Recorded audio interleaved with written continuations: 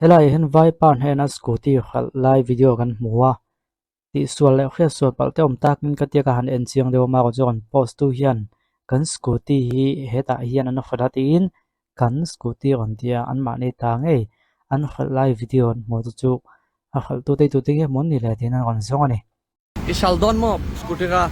buainam do nang mani kan ta tero document o mem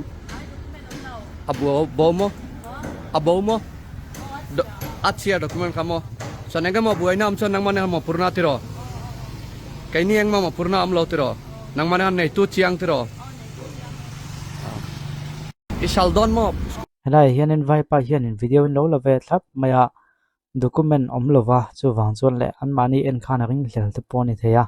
chu wang chuan en a fin atu khati khana han ti ve la ni ang poni se ending emo an ro ka ni ti i hriat ngal ngot theile min la ti fo mai theya akan post tu hen kan scooty an khal kulai kon ti pa ka hian a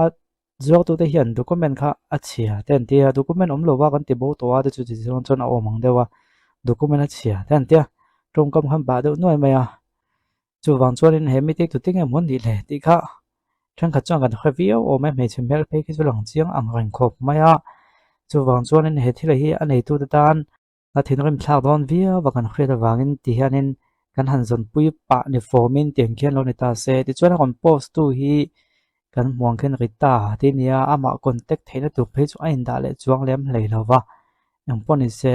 an scooty bo thu ti khaya na kon post ania lo kha chiang deuh te kan omani chuanin kita khiana ma biak po theina tu chu number om ta khiau mai ni kikimi kan kon ti chan chu hi post na gai lova da ka khat vel ok chu nia chu wang chuanin an la zun mu ka ring chi lova enga mo thu chiang du kan khria sin khami ti kha ti kan lo omani chuna phone number a khianin a biak mai thei dona chu wang chuanin kan lo ngai event pui don nia kan lo bi don nia ti kha ka kon sei ni ole dot le chuan hei adani birthday ya eston ham te zai tu kan soma amma zai tu kan soma sa in che dang khamoi viu ma se soi enga ma ne te khom ve ton tum su indian no pang ang takin le mi zo no pang ne boxi in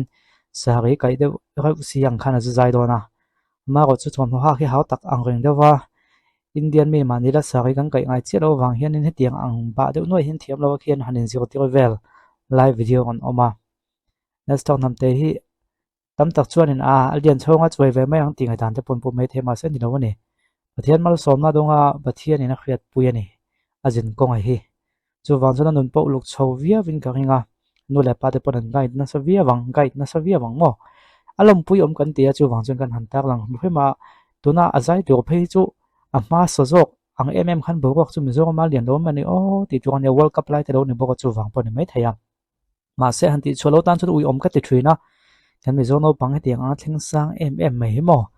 angai sanom ka tia chevel tin rang mai hi han mi pui zo mi pui te han en hu phu tu san chu han ti chuang yang tla khinia ma ko chem pon se malam hun la nga a ma ba ko la enga tiang hun te po chu thleng cholo wang ti soi thei lo tu na po thleng chho mek zel chu ni hi te ngo thatakin zai ko se Point chu adang dai khop mai hei ACT Nufa Adania birthday lom turin anin buase meka an kor hak tur hi an hathiam chela wai zo la khang kanin shil mumal man boxi lo nen ti hian in video call in demonstration kan han tia point chu